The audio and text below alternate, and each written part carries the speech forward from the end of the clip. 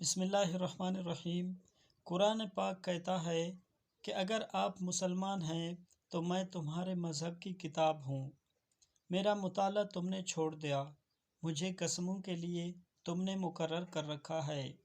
میرے اوپر غلافوں کے انبار لگا کر مجھے تہ بتہ بند کر کے رکھ دیا، مجھے نہ پڑھا نہ سمجھا، افسوس صد افسوس،